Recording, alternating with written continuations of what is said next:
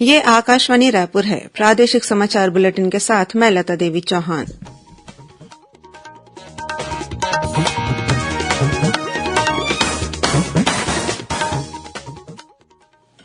और अब पेश है आज के मुख्य समाचार। नवनिर्वाचित राष्ट्रपति द्रौपदी मुर्मू को कल संसद के केंद्रीय कक्ष में भारत के 15वें राष्ट्रपति पद की शपथ दिलाई जाएगी।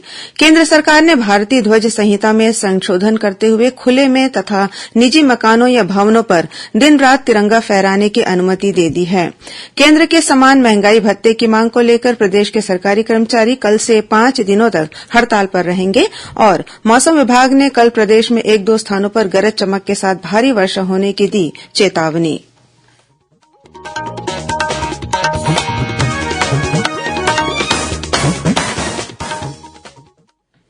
अब समाचार विस्तार से।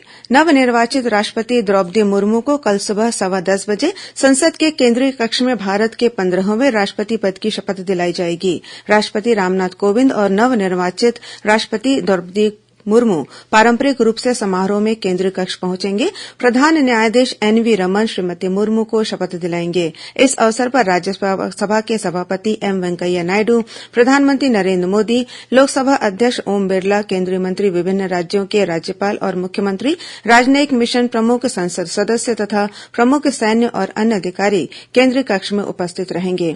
इस बीच छत्तीसगढ़ की राज्यपाल अनुसुईया उइके आज दिल्ली के लिए रवाना हो गई। श्री उइके अपने दिल्ली प्रवास के दौरान कल देश की नवनिर्वाचित राष्ट्रपति द्रौपदी मुर्मू के शपथ ग्रहण समारोह में शामिल होंगी। केंद्र सरकार ने राष्ट्रीय ध्वज संहिता में संशोधन करते हुए खुले में निजी मकानों या भवनों पर दिन रात तिरंगा फहराने की अनुमति दे दी है। इससे पहले ध्वज को खुले में सूर्योदय से सूर्यास्त तक फहराने की ही अनुमति थी। अब कोई भी भारतीय नागरिक निजी या शैक्षणिक संस्थान में सभी दिवसों और अवसरों पर राष्ट्रीय ध्वज के गौरव और सम्मान के अनुरूप तिरंगा फहरा सकता है। प्रधानमंत्री नरेन्द्र मोदी ने लोगों से 13 से 15 अगस्त तक अपने घरों में तिरंगा फहराने का आह्वान किया है। श्री मोदी ने कहा कि राष्ट्र इस वर्ष आजादी का अमृत महोत्सव मना रहा है, इसलिए हर घर तिरंगा अभियान से राष्ट्रीय ध्वज के साथ हमारा जुड़ाव और गहरा होगा।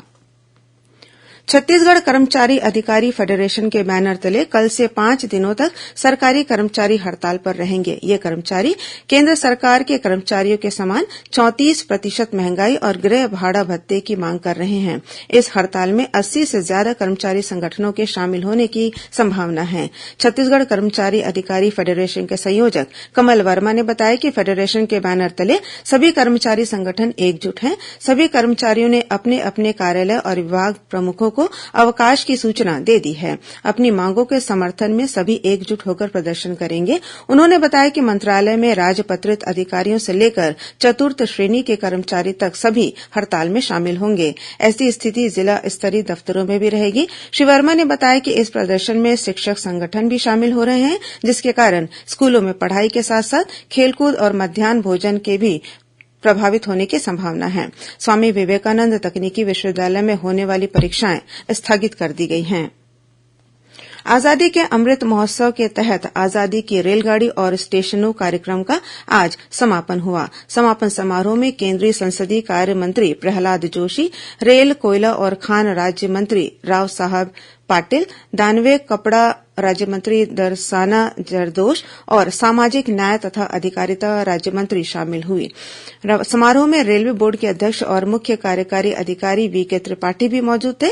इस समारोह में दक्षिण पूर्व मध्य रेलवे के महाप्रबंधक आलोक कुमार और अपर महाप्रबंधक सहित बिलासपुर, रायपुर और नागपुर मंडल के अधिकारी वीडियो कॉन्फ्रेंसिंग के जरिए शामिल हुए। इस मौके पर संसदीय कार्य मंत्री प्रहलाद जोशी ने कहा कि भारतीय रेलवे ने बीते सप्ताह विभिन्न स्थानों पर स्वतंत्रता सेनानियों का सम्मान कर उत्कृष्ट कार्य किया है। इसके लिए भारतीय रेलवे बधाई के पात्र हैं।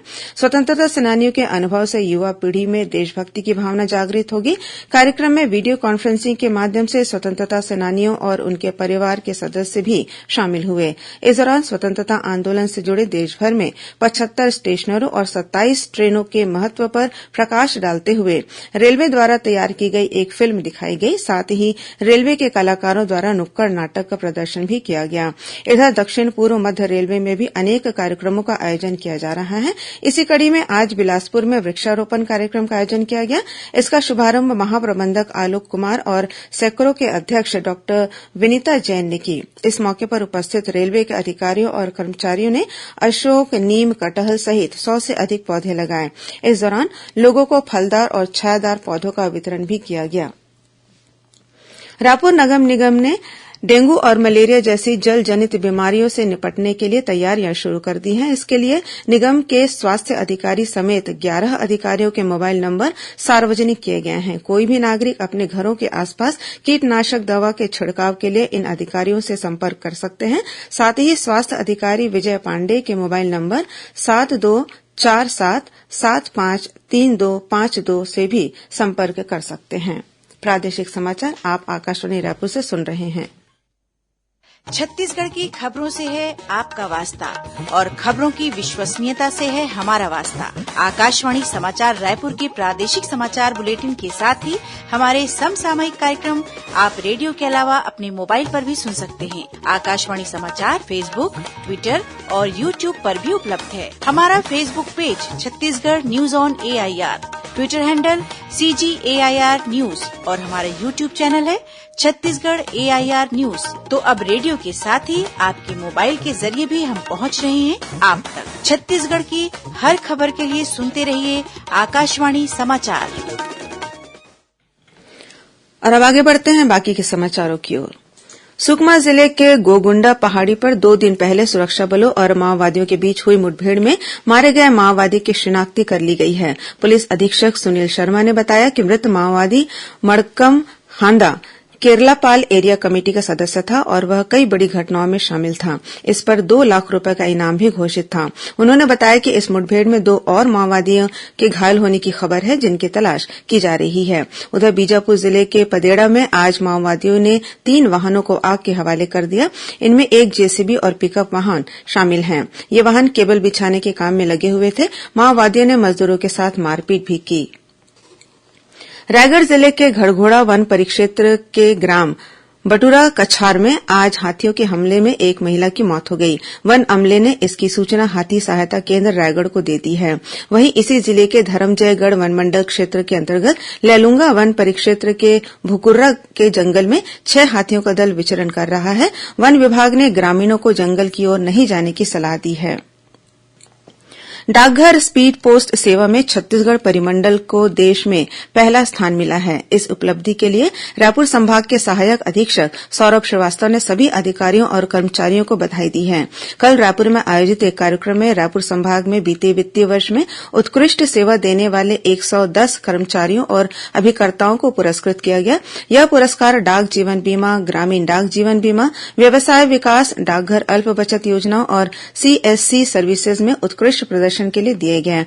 इसके अलावा सुकन्या समृद्धि खाता खोलने में विशेष सहयोग के लिए रायपुर के पार्षद सुशीला धीवर और महिला तथा बाल विकास विभाग की सुपरवाइजर बीना कोशी, शैल नाविक, प्रतिभा गजबीये, रीता चौधरी और पंखुरी मिश्रा को भी सम्मानित किया गया। प्रदेश में कोरोना संक्रमण के मामले में लगातार वृद्धि हो रही है। कल प्रदेश में कोरोना संक्रमण के 511 नए मामले सामने आए। रायपुर जिले में सर्वाधिक 79 और दुर्ग जिले में 73 मरीज मिले हैं। इसके साथ ही राज्य में कोरोना के सक्रिय मरीजों की संख्या बढ़कर 3830 हो गई है। इस बीच प्रदेश में कोरोना टीकाकरण अभियान जोर शोर से जारी है। अब तक प्रदेश में 4,39,81,000 से अधिक कोविड रोधी टीके लगाए जा चुके हैं। उधर बस्तर जिले में टीकाकरण के लक्ष्य को हासिल करने के लिए स्वास्थ्यकर्मी पूरी लगन के साथ काम कर रहे हैं। जिले में लोहांडीगुंडा विकासखंड के दुर्गम क्षेत्रों में स्थित ग्राम बोदली और चंदेला में स्वास्थ्यकर्मी नदी नालों को पार कर लोगों को कोरोना के बचाव के टीके लगा रहे हैं। प्रदेश में पिछले 24 घंटों के दौरान रुक रुक कर हो रही बारिश से जनजीवन अस्त व्यस्त हो गया है। वहीं बस्तर संभाग में अनवरत बारिश से कई नदी नाले उफान पर हैं। सुकमा जिले के गोदावरी नदी का जलस्तर फिर से बढ़ने लगा है। जगरगुंडा मार्ग पर स्थित नाले के ऊपर पानी बह रहा है। कलेक्टर हरीश एस ने जिले के अधिकारियों को आवश्यक दिशा निर्देश जारी किए हैं और बाढ़ जैसे हालत के मद्देनजर लोगों तक हर जरूरी सुविधाएं पहुंचाने के निर्देश दिए हैं। उधर बीजापुर जिले में भी बाढ़ की स्थिति बनी हुई है।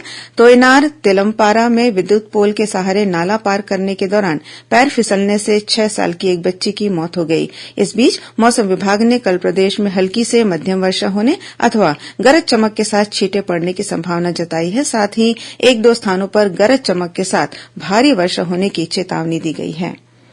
और अब कुछ खबरें संक्षेप में। आज आयकर दिवस है। भारत में आयकर प्रणाली के 150 वर्ष पूरे होने पर वर्ष 2010 में आयकर दिवस की शुरूआत की गई थी।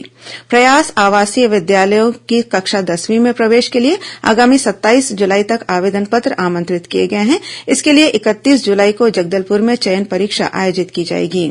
इंदिरा गांधी कृषि विश्वविद्यालय के अंतर्गत शासकीय और निजी महाविद्यालयों में संचालित बीटेक कृषि अभियांत्रिकी, बीटेक खाद्य प्रौद्योगिकी और फूड टेक्नोलॉजी में प्रवेश के लिए ऑनलाइन काउंसलिंग प्रक्रिया कल से शुरू होगी।